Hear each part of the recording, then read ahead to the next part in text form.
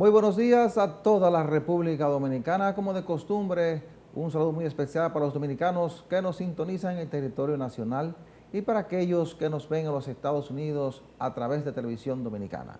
Gracias por preferirnos los domingos a esta hora de la mañana. Doctor, buenos días. Buenos días, hermano. Supongo yo que usted está en meditación, ¿no? De la Semana Santa. Concluye la Semana Santa hoy. Sí, porque... ha sido, para mí particularmente ha sido una semana de reflexión. Todavía sí, es meditación, porque el domingo ya es... Y de reflexión, ¿verdad? Sí. Hay que decir, doctor, que la Semana Santa es un periodo muy especial sobre todo para la comunidad cristiana, sobre todo para los que pertenecen a la Iglesia Católica y para otros que también siguen a Cristo, ¿verdad? Pero los católicos tienen una celebración muy especial, dedican esa semana completa para recordar ese tiempo de sacrificio de Jesucristo, ¿verdad? Desde el momento en que entra a Jerusalén hasta la crucifixión y la resurrección de Jesús.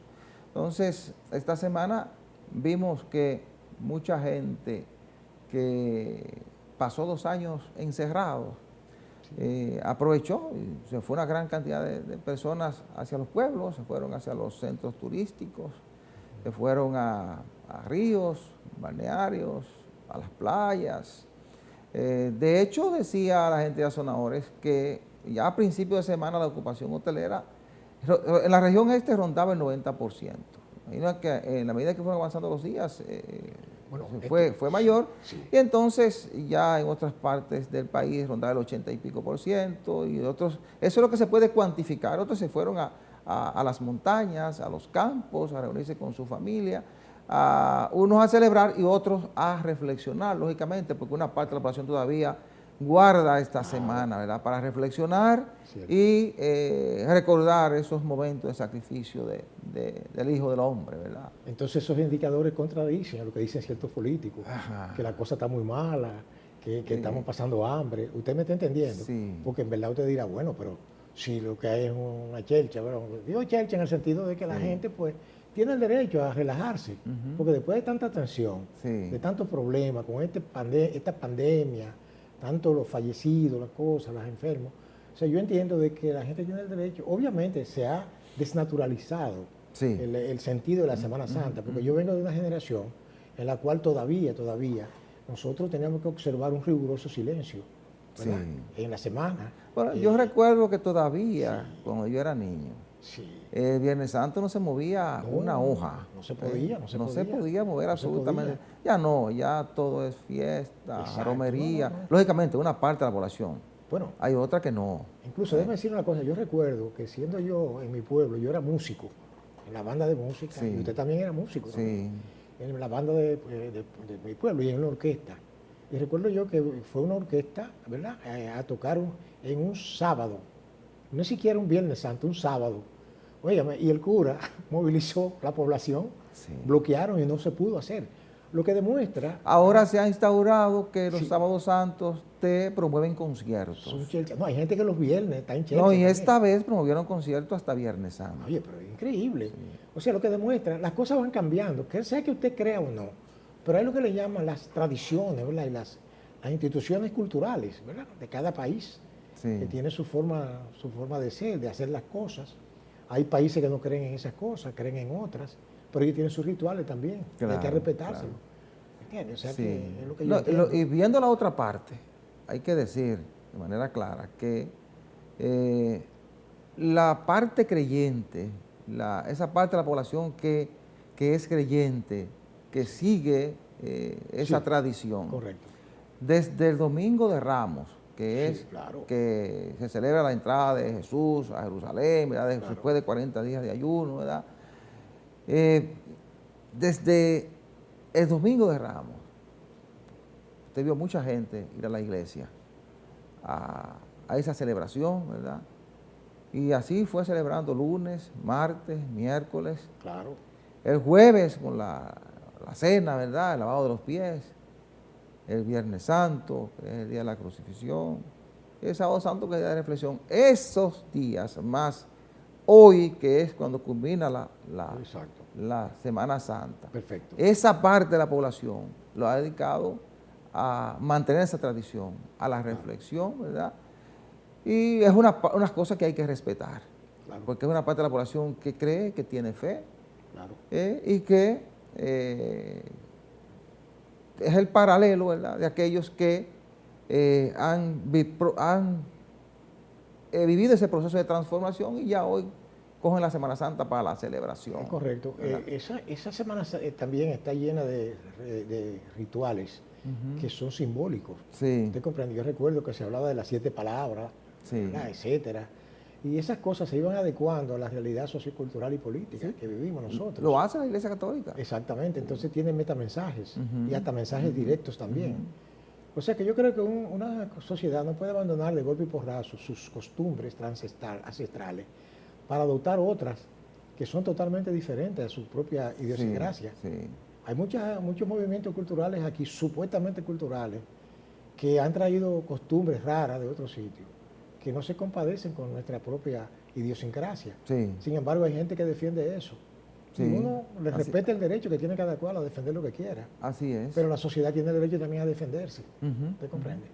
O sea que, obviamente, aunque digan que eso significa atraso, no hay tal atraso. No creo que la espiritualidad no puede significar un atraso. Imposible. ¿Cómo diría yo? La vida es como el plato del día. Si le falta una parte, por ejemplo, la carne no es plato del día. Entonces quiere decir que sin espiritualidad la vida no tiene ningún sentido. Claro, y no digo religión. Cuando hablo de espiritualidad no digo religión. Digo otras cosas. Es así. Bueno, hoy ya cierra la Semana Santa, ¿verdad? Sí. Hoy domingo, claro, con la resurrección de Jesucristo, ¿verdad? La Iglesia Católica lo celebra así. Correcto.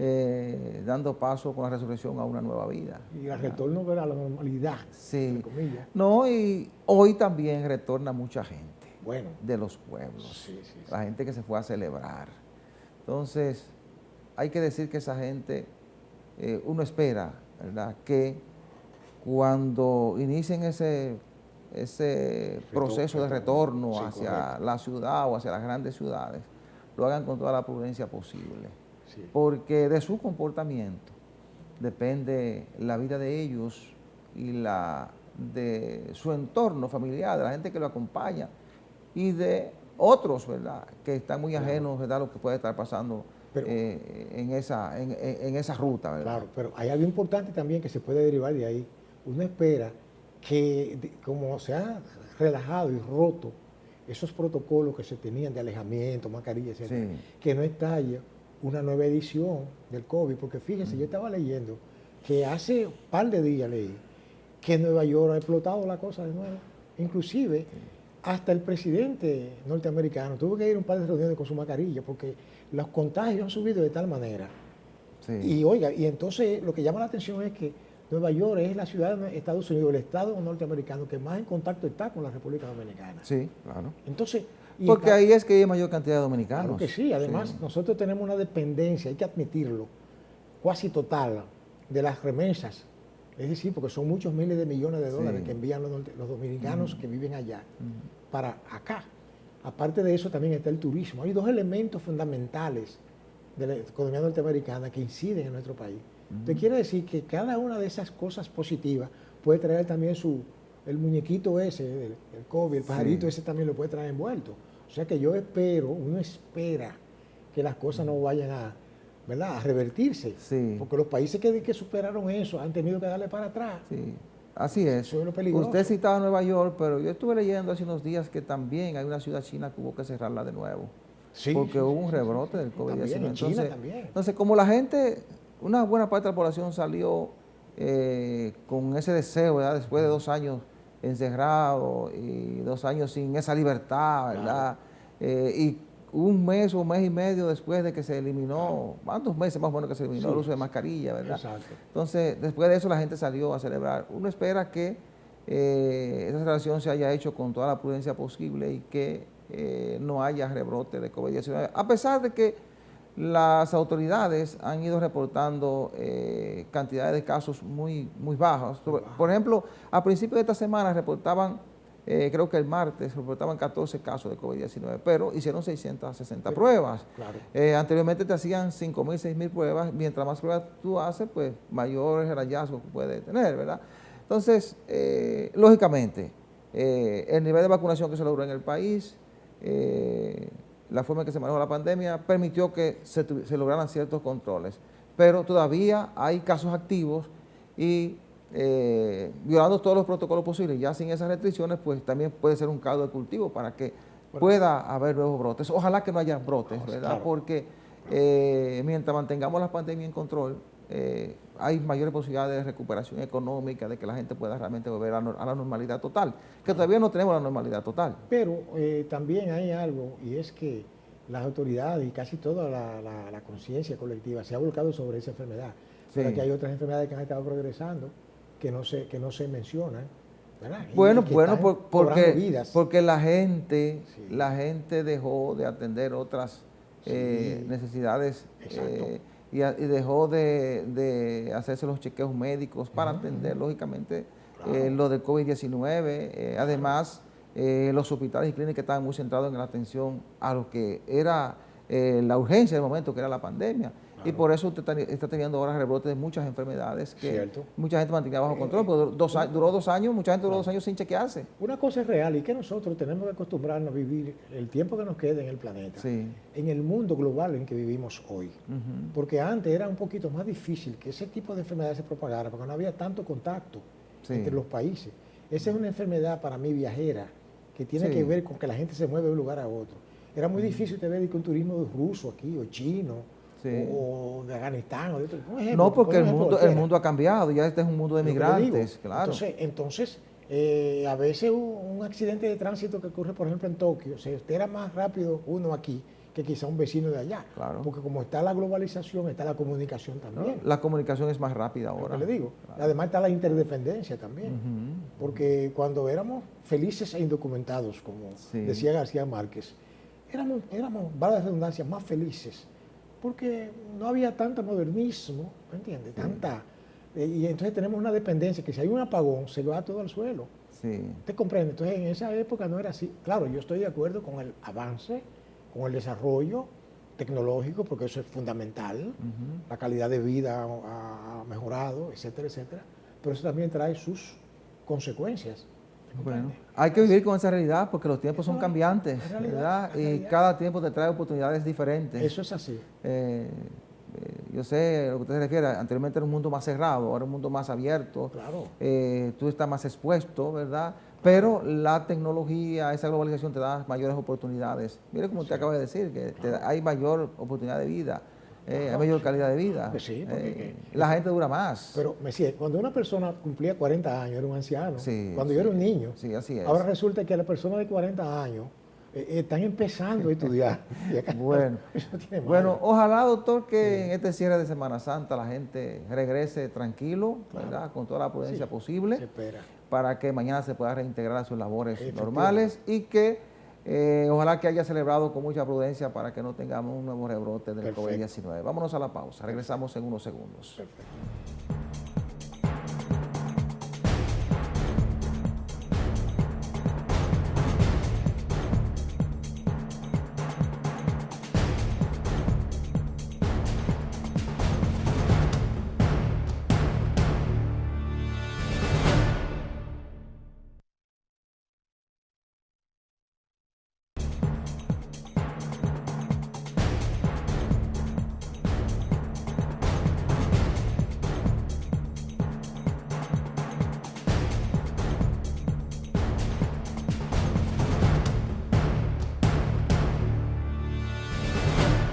Permítanme recordarles que Farmacia Patricio es la principal red de farmacia en Santo Domingo Este.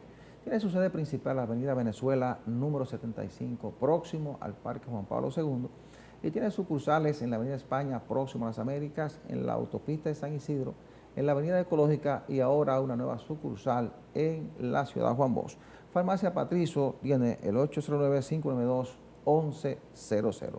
Doctor, bueno, concluida la Semana Santa, hay un tema que para mí va a llamar la atención o va a sentar la atención de la sociedad dominicana y es el tema de la reforma constitucional, porque el gobierno ha dicho que le va a dar rienda suelta, que la va a impulsar independientemente de que la oposición esté o no en la mesa de discusión. Yo creo que eso va a provocar ahora muchos debates a partir de este lunes. Precisamente diríamos, la conclusión, diríamos, del largo feriado, como se llama, ¿verdad?, de Semana Santa, trae entonces un reinicio de la confrontación política, es como yo lo estoy observando esto ahora.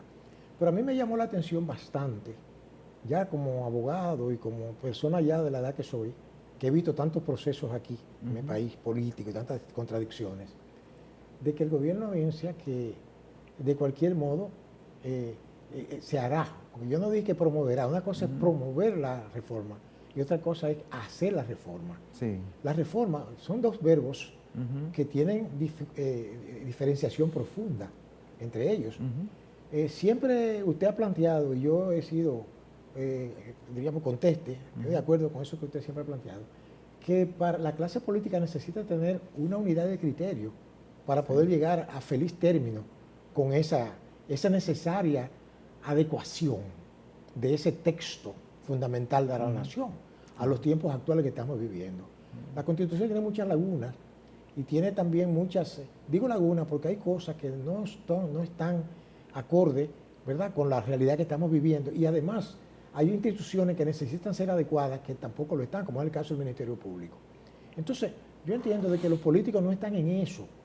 Los políticos, según lo que yo veo y percibo y leo en los diferentes medios de comunicación, están en sus proyectos y están contando con que el tiempo pase rápido para entonces ellos enfrentar al gobierno y hacerle frente, va la redundancia, de sus errores, ¿verdad? Porque se cometen muchos errores. El solo hecho de ser seres humanos que manejan el gobierno tienen que cometer errores, igual que lo cometieron los que lo critican y los que estaban anterior a los que lo criticaban y así por el estilo. Entonces, creo que, sin embargo, quien se queda en el plano pasivo es el pueblo dominicano, que tiene que seguir bajando el lomo, seguir soportando toda la alaraca y la dicotomía de los políticos y politiqueros, que hay políticos y politiqueros, a mi modo de ver. Hay de todo. Yo no soy ningún cuestor moral público para decir este o aquel, pero como ciudadano de a pie que no tenga ninguna importancia política, salvo mi voto, que es lo más importante, ¿verdad?, después de todo, según se dice. Yo creo que la clase política tiene que pensar un poco más en una agenda. Pueden tener su agenda partidaria, pero deberían pensar en una agenda nacional. ¿Qué es agenda nacional? Turismo, muy bien, agenda nacional, que no se puede escatimar, ¿verdad?, cosas. Salud, migración, eso no le quieren hacer mucho caso a educación. Educación, usted comprende. Transporte, integridad nacional, seguridad.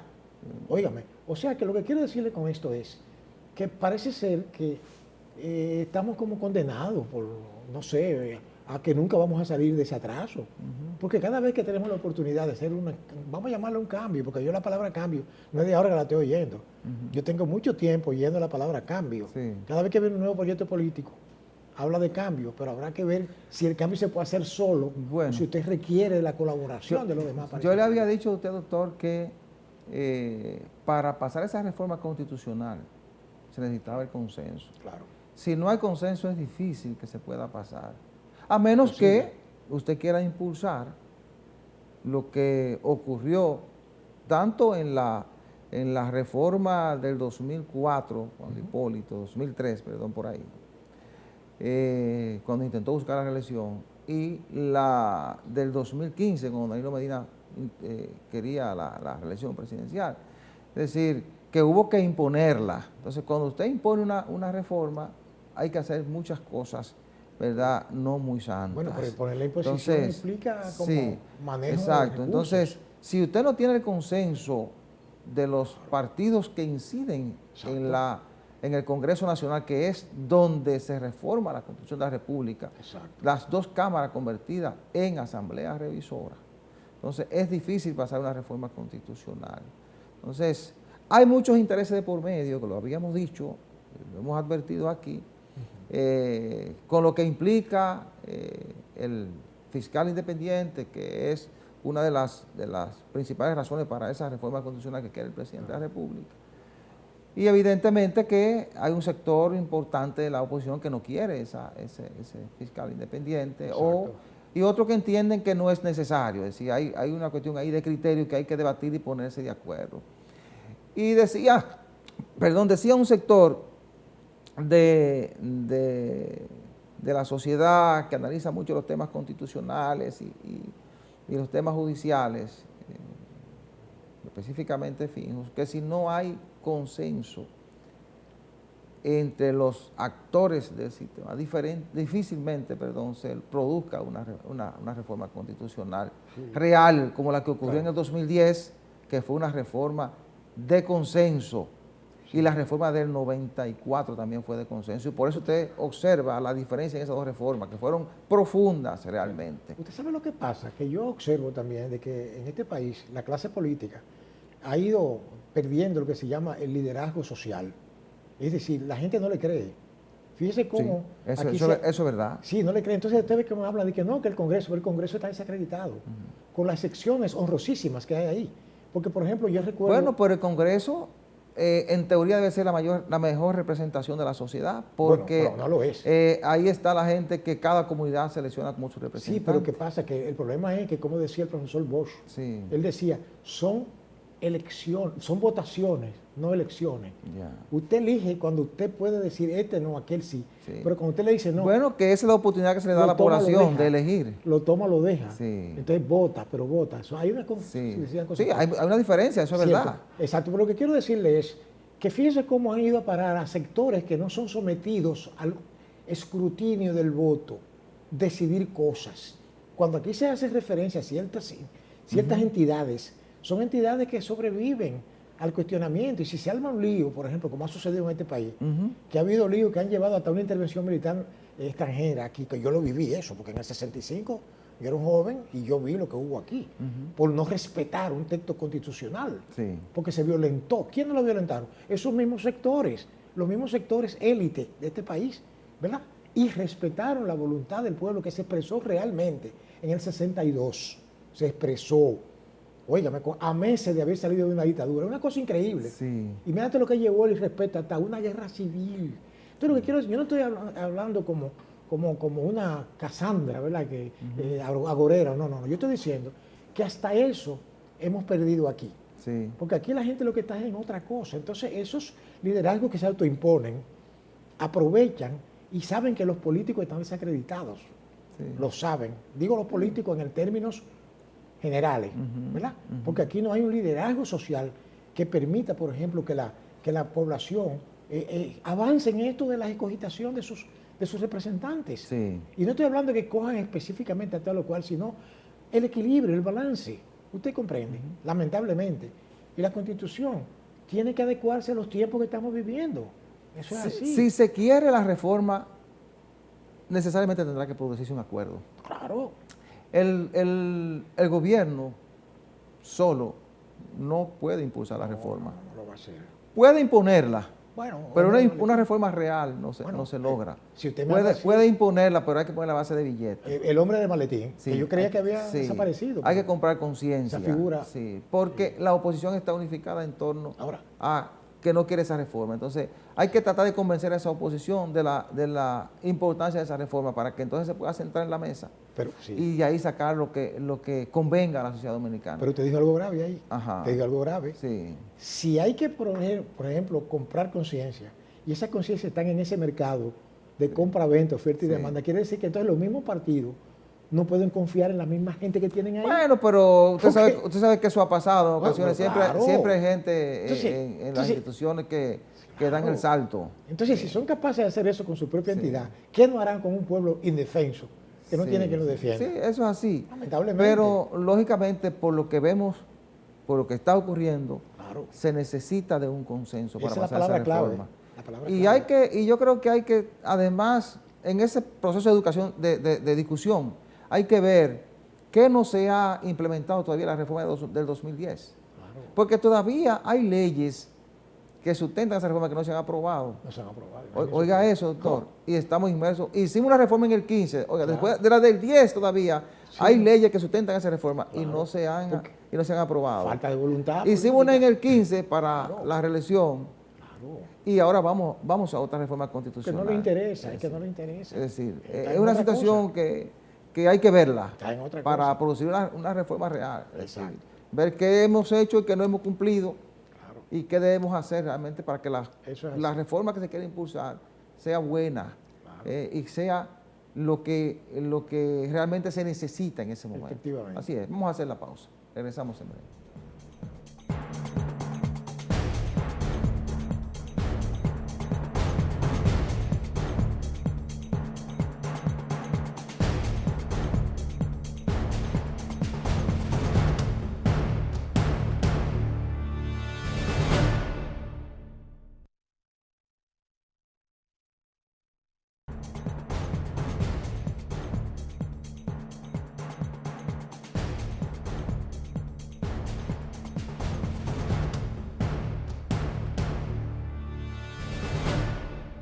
Farmacia Patricio es la principal red de farmacia en Santo Domingo Este. Tiene su sede principal en la avenida Venezuela, número 75, próximo al Parque Juan Pablo II. Sucursales en la avenida España, próximo a las Américas, en la autopista de San Isidro, en la avenida Ecológica y ahora en la ciudad Juan Bosch. Farmacia Patricio, 809-592-1100. Yo creo, doctor, que la gente no ha entendido, no la gente, sino los que están llamados a dirigir las instituciones, no han entendido cuál es el papel real del defensor del pueblo, pero tampoco han entendido la dimensión y el poder que tiene como institución el defensor del pueblo, que tiene categoría constitucional y es un extrapoder. Entonces, esta semana ocurrió algo penoso, algo penoso porque muchos ciudadanos han estado denunciando cómo los agentes de tránsito tratan a las personas que andan en motocicleta, la forma en que le incautan sus vehículos, es decir, sus motocicletas. También los denuncian personas en automóviles y esas motocicletas son llevadas al antiguo canódromo. Esas denuncias, e incluso que llegaban hasta el punto de que se decía que se solicitaba dinero para devolver esos automóviles. Entonces, eso llegó hasta oídos del defensor del pueblo, que asumió el tema y decidió hacer un descenso, visitar el canódromo. Pero cuando ese señor llegó en compañía del secretario general de la Defensoría del Pueblo y otros funcionarios, y los atropellaron. Hubo uno que yo no sé si es un policía o si es una persona pagada para mantener la estructura que funciona dentro del canódromo, y golpeó, le dio varias trompadas al secretario de la Defensoría del Pueblo y atropellaron al defensor del pueblo, incluso se presentó con moretones, con rasguños. Es decir, fueron vejados, maltratados. Esa gente que está para defender a la población, para defender los derechos de la población. Eso lo establece la propia Constitución y la ley que crea el defensor del pueblo. Entonces, las personas que dirigen instituciones aquí no están claros del papel de defensor del pueblo ni la fortaleza que tiene. Y por eso incurren en ese tipo de atropellos, que yo creo que debe ser investigado y dar un ejemplo, no solamente con despedir a la persona que estaba ahí, hay que dar un ejemplo con eso. Claro. Mire, yo siempre he sostenido, y lo he reiterado aquí en este programa, no ahora, hace mucho tiempo, de que nosotros dominicanos vivimos copiando instituciones que están diseñadas para otro tipo de cultura. Sí. Por ejemplo, el defensor del pueblo, el ombudsman, como se llama por allá, por los países del norte frío, Dinamarca, Suecia.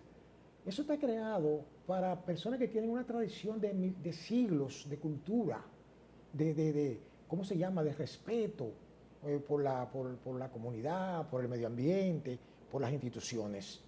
Entonces, en un país del tercer mundo como el nuestro, ¿verdad?, en donde se improvisa todo, imagínese usted, por ejemplo, la policía. El mismo organismo que se creó en el 1936, cuando empezaba la dictadura a florecer, es el mismo que tenemos hoy. Sí. Oiga, lo que pasa es que están los bisnietos que están ahí, pero es lo mismo. Entonces, ¿qué pasa? Imagínese usted una policía que ignora su propia ley orgánica. O sea, usted le pregunta a un policía, a menos que no sea un licenciado, ¿verdad? Abogado, que hay muchos que estudian y se gradúan, y usted le pregunta, y quizá él conoce los alcances de la ley orgánica de la policía. Pero un policía hace cosas como en el caso de la especie, en donde, por ejemplo, atropellan a un ciudadano, como el caso de un ciudadano que no es cualquier ciudadano. El defensor del pueblo es una institución. Claro. Él está hoy ahí, pero mañana está otro. Lo que pasa es que quizá esas personas que están ahí, ¿cómo le digo? Primero ignoran eso, como usted bien dijo, lo que significa eso. Entonces, usted habló de que es un poder, ¿cómo se llama? Paralelo. No tiene ningún poder. El defensor del pueblo tiene un poder jurídico y hasta moral, pero no tiene un poder fáctico, no tiene un poder no tiene un ejército, eso no es verdad, no tiene un ejército. Ahora, pero sus decisiones tienen un peso que cualquier funcionario no quisiera verse en una situación está bien, de confrontación con el defensor del pueblo. Pero que yo quiero decirle, pero que es que no le apoya, usted necesita una estructura sociojurídica y de fuerza que lo apoye. Sí. El defensor del pueblo debió haberse aparecido ahí con un pelotón, con un contingente militar. Es posible que eso no se haya contemplado, pero como es una institución civil, ¿verdad? Que habla de los modales, el civilismo, la civilidad. Yo creo que una de las grandes carencias porque no es un órgano represivo. ¿A qué se presenta el defensor del pueblo? Va a investigar qué está pasando. Pero está bien. Para tratar de defender los derechos de ciudadanos que entienden que le están violando sus derechos. Bueno, no es un órgano represivo. Pero usted tiene razón cuando dice que si la gente que integra la misma Policía Nacional a veces no conoce las normas que rigen la institución, mucho menos pueden conocer las que rigen la defensor del pueblo y van a respetar esa institución cuando se presenta a hacer una investigación como la que ocurrió ahora en el canódromo. Mire, eso fue descubierto, algo que yo siempre critiqué, que no se contempló una protección, por ejemplo, a esa persona, a esa institución, desde el punto de vista de su protección física del representante de ese organismo. Muy bien que es civil, pero imagínese usted, va a tener que ir a lugares, porque no solamente es eso, aquí hay decenas y decenas de situaciones violatorias de los derechos humanos, que el defensor del pueblo ni siquiera las mira, quizá las sabe porque la ve en la prensa. Ahora, lo que quiero decirle es que lamentablemente aquí hay algo de que carece nuestras institucionalidades. ¿Sabe cuál es? El autoritarismo.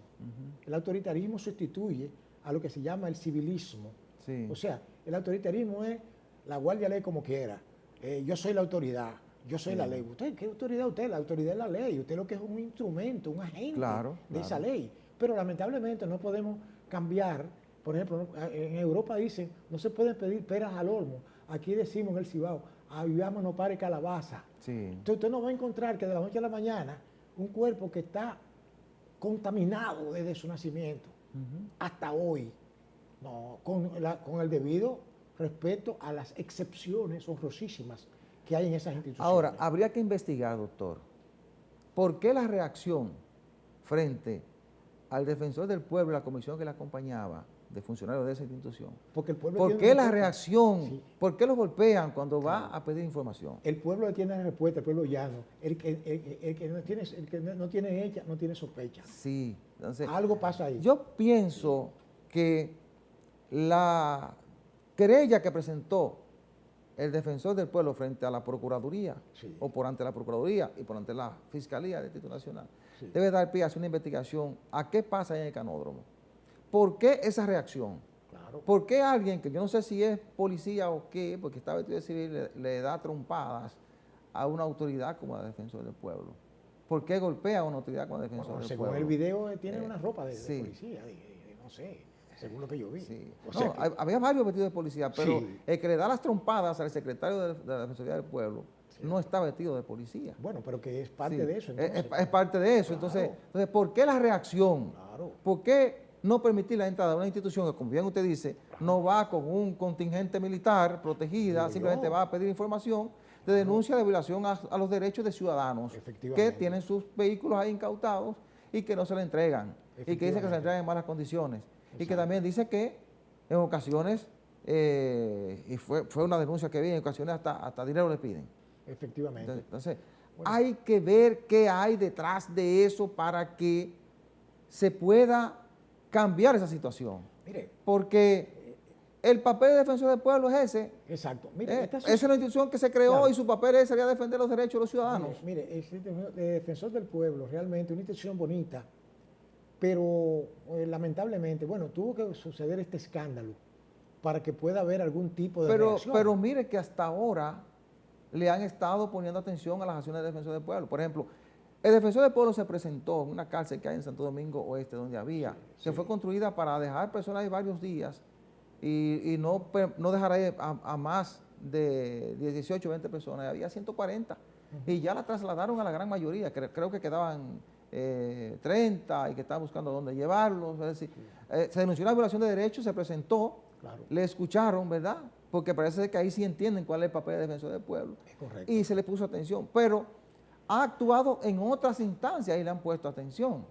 Es decir, que yo no creo que todo esté perdido. Es decir, hay una buena parte de las instituciones, de los funcionarios, que entienden cuál es el papel del defensor del pueblo. Entonces, claro, este tipo de reacción también puede dar una señal de situaciones en las que se va a enfrentar el defensor del pueblo, porque como usted dice, va a llegar a lugares donde hay muchos intereses, claro, donde gente no quiere que les rompan una estructura que tienen, claro, y entonces el defensor del pueblo va a representar una amenaza o un peligro. Tendrá que buscar algún tipo de mecanismo para que en sus descensos, en esas visitas, vaya con algún tipo de protección. Yo recomendaría, en mi humilde percepción, de que debe dotarse de una seguridad física. Porque pudo haber hasta perdido la vida ahí, que se les ha un tiro un loco de eso. Claro, ¿usted comprende? Claro. O sea que yo entiendo de que además es delicada la actividad que realiza. Él no iba a celebrar un cumpleaños ni cantar. No, es muy delicada. Entonces, quiere decir, y hay otras cosas en donde no podría entrar. Porque si no pudo entrar ahí, mire lo que le hicieron. Imagínese usted ciertas instituciones que son como mundos apartes, que hacen diabluras ahí. O sea que nosotros tenemos miedo a la institucionalidad. Tenemos miedo porque aquí hay muchos sectores aquí que se escudan en su aparente poderío, no poder, porque el poder es legítimo, poderío, que es la fuerza bruta, ¿usted comprende? Lamentablemente. Pero esa institución que ahora que empieza a tratar de funcionar bien, sin quitarle mérito. Y esa institución no puede bajar la guardia, debe mantener sus trabajos, debe cumplir con sus funciones, claro, porque se creó, porque se entiende que se necesita.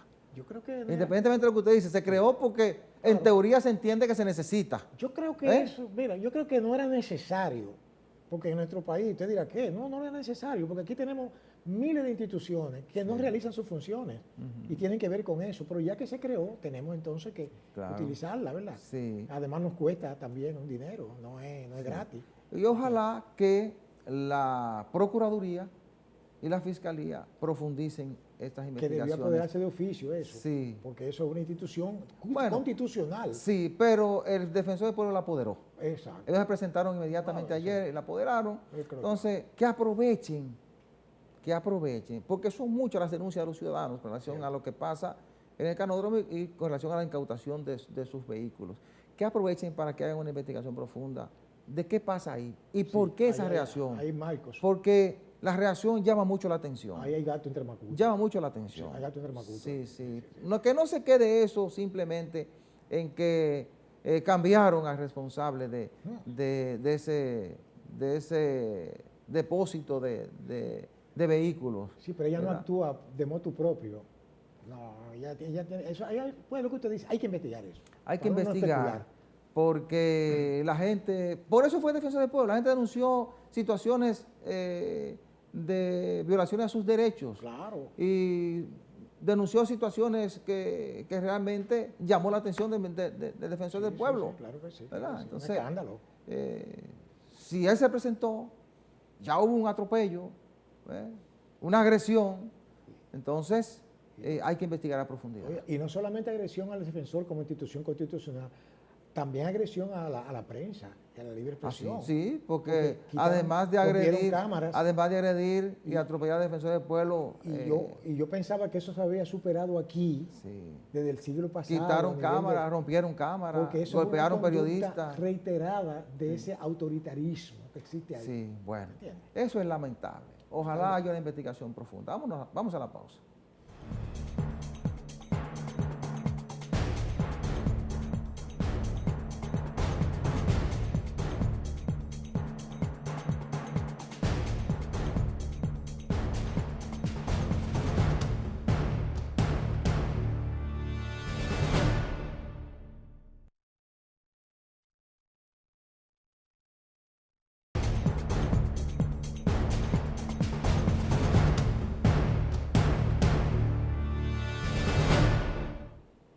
La nueva redacción de la Constitución a partir de 2015 garantiza que un presidente que está en ejercicio puede optar, ¿verdad?, por un mandato, ¿verdad?, sí, adicional y ya más, claro, no más.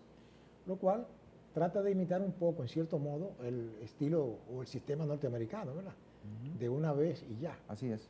Entonces, yo creo que por ahí, desde el punto de vista legal, no tiene que tener ninguna preocupación cualquier persona que ejerza el cargo de la primera magistratura del Estado de optar. Lo que tiene que cuidar es con su ejecutoria, que lo haga ameritar, ¿verdad?, que lo haga meritorio de optar por un segundo periodo.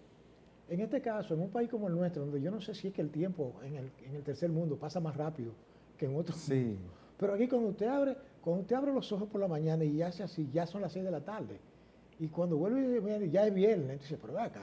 Entonces quiere decir que ya estamos en el segundo año. Sí. Y cuando usted viene a ver, ya estamos en campaña, ellos están en campaña de hace tiempo, no solamente el presidente, sino también los partidos de oposición. Todo el mundo está en campaña porque esa es la vida natural. El cuerpo político dominicano se alimenta del proselitismo y el laborantismo político. Ahora, yo creo que a pesar de que hay un laborantismo de parte de las personas que están ejerciendo el actual mandato, no es menos cierto que se dan cuenta, parece que comprenden que el tiempo es el mejor y el peor aliado.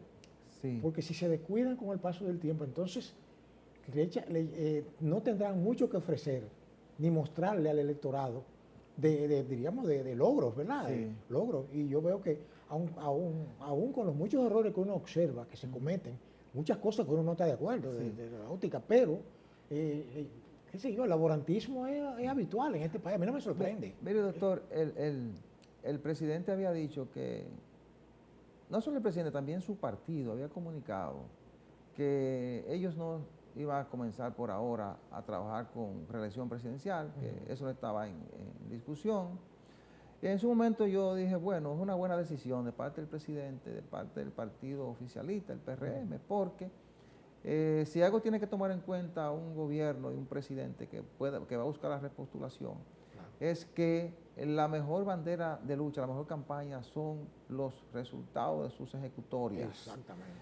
Pero parece ser que la dirección del PRM, incluso el propio presidente, han entendido que por la articulación que se está dando en la oposición, amerita una salida más temprano. Y he observado un laborantismo un poco diferente del presidente de la República en las últimas 3 o 4 semanas. He visto a un presidente actuando diferente. En principio era un presidente que iba a hacer levantamiento de cosas que debía hacer, hacer levantamiento para sus obras, pero ahora estoy viendo un presidente que está yendo a hacer los anuncios, pero además a recorrer zonas como hacía en los tiempos de campaña. Es decir, estoy observando a un político que está yendo a los pueblos, además de sus actividades oficiales, a decir a la gente, aunque no de manera directa, estoy trabajando ya para volver a repostularme. Pero usted lo acaba de decir, como político, que es lo que es un político, realmente. O sea, si él optó por ese cargo, fue como político. Claro. Entonces quiere decir que si no se mueve, si no hace lo que tiene que hacer, le podría ser un poco tarde después para abrazar a Venezuela. Sí, lo único es que el presidente Abinader, que llegó con todas las expectativas posibles de cambio, al tercer año de su gestión tiene que presentar acciones que realmente marquen un cambio o que marquen una ruta real de cambio en el país, para poder convencer al electorado de su reelección, ¿verdad? Porque es evidente que el PRM no tiene ahora mismo ni está trabajando con otra opción de poder, que su apuesta está en el presidente Luis Abinader. Ahora, yo lo dije hace un tiempo, hace 8, 5 o 6 meses más o menos, que el presidente tenía que apostar a soluciones puntuales de algunos problemas que le permitieran levantar como bandera de lucha al momento de presentar su repostulación a la presidencia de la República. Todavía estás a tiempo, más que el laborantismo político, independientemente de que la oposición se está articulando, que está preparándose, independientemente de eso, debe centrarse en algunos aspectos que permitan decirle al electorado en en 8 o 10 meses, o a principios de 2023, porque las elecciones son en el 24, o a principios de 2023 decirle, mire, yo prometí esto y he hecho esto, y esto está en vía de solución. Es decir, que sea esa su carta de presentación. Mire, lo que pasa es que no moverse por la presión que le puede hacer la oposición. En política, usted sabe que siempre hemos planteado que la política es la ciencia de lo posible, ¿verdad? Y que lo que puede ser real hoy, mañana no lo es, y viceversa. Y ya el doctor Balaguer decía que en política no hay enemigos, sino adversarios. Y que el adversario de hoy puede ser el aliado de mañana. Si no, pregúntale al Frente Patriótico, a Juan Boya Balaguer en 1996. Ahora, lo que le quiero decir es esto, de que el escenario que estamos viviendo el actual presidente es muy diferente al de muchos escenarios. Por ejemplo, usted tiene una oposición que tiene un descrédito. Porque cuando usted analiza, encuentra, oye, el que lee la prensa aquí, el que ve, ¿verdad?, la opinión pública, se da cuenta de que hay mucho descrédito, sin quitarle el honor a nadie. Yo estoy hablando en términos de que hay muchas cosas raras, pero también tiene otro problema alrededor. ¿Cuál es? Su partido, que da muestra, ¿verdad?, de una serie de cosas extrañas, pero que, ¿cómo le digo?, de divisionismo interno, ¿verdad?, de lío por acá, por allá. Pero al final de cuentas, esas cosas, o sea, lo que cuenta es cuando usted reagrupa su gente. Entonces, además, otra cosa, la gente va a juzgar posiblemente, yo lo haría como ciudadano, que no tengo ninguna bandería política, mi partido político se llama República Dominicana, ¿verdad? Pero yo observo de que esta persona no está envuelta en escándalos, él per se, como persona, como presidente, él, usted me comprende, escándalos, siempre aquí se busca la quinta pata al gato, porque aquí hasta los santos varones de la iglesia se le busca siempre una quinta pata, pero que ese es el sistema nuestro, los dominicanos somos así. Pero yo creo que esta persona, si bien es cierto que tiene un laborantismo, es cierto, pero claro, se explica dentro de lo que estamos viviendo nosotros en estos tiempos. ¿Usted comprende? Y habrá que ver si lo que hace, porque hay que buscar lo que se llama el balance. Si usted resuelve un problema, a ver qué problema ha resuelto, entonces yo te podré exhibir, ¿verdad?, lo que usted va a ofertar como tal cosa. Pero yo creo que, bueno, habrá que ver lo que las circunstancias. Lógicamente, eso es lo que uno observa. El presidente no ha dicho yo estoy en reelección, pero es lo que uno observa. Y lo que uno va deduciendo de su comportamiento, de la actitud que asume el presidente hoy y la que asumía hace 4 o 5 meses atrás. Una diferencia profunda. Pero yo creo que la mejor decisión que pueda tomar el presidente ahora mismo no es salir a hacer campaña. La mejor decisión que puede hacer el presidente ahora mismo es concentrarse en dar respuesta a problemas fundamentales, problemas que la gente ha demandado por mucho tiempo, empujarlos lo más que se pueda para que cuando llegue la hora de salir a hacer la oferta, le pueda decir, esto lo he solucionado, esto no es solucionado porque no hay tiempo suficiente, pero está en vía de solución. Esto es lo que oferté como cambio, ¿verdad? Porque si no presenta, independientemente del descrédito que pueda tener la oposición, si no presenta algunas acciones de cambio, de transformación, eso puede marcar la diferencia. Lógicamente, el presidente tiene una posición privilegiada todavía. El presidente está muy bien posicionado y la oposición, como usted decía, está un poco debilitada, pero se está articulando. Se está articulando y está preparando una especie de bloque. Bien, doctor. Mire, la semana que inicia va a estar muy centrada en la defensa, en los debates sobre la reforma constitucional, que se mantendrá como uno de los principales temas, porque el gobierno ha dicho que la va a impulsar, como bien lo analizábamos hace poco. Entonces, el proyecto de tasa cero para la importación de productos de consumo básico, para la producción y para la producción nacional, también se mantendrá como un tema de debates. Y también estaremos analizando los resultados de la Semana Santa, el comportamiento de la gente, ¿verdad? Veremos las estadísticas que den las autoridades que hacen estos operativos para la Semana Mayor y siempre las hacen también para tiempos de Navidad. Y otras festividades. Señores, hemos llegado al final del programa. Muchísimas gracias por la atención prestada. La cordial invitación para el próximo domingo a la misma hora y por este canal. Buena suerte, buenos días.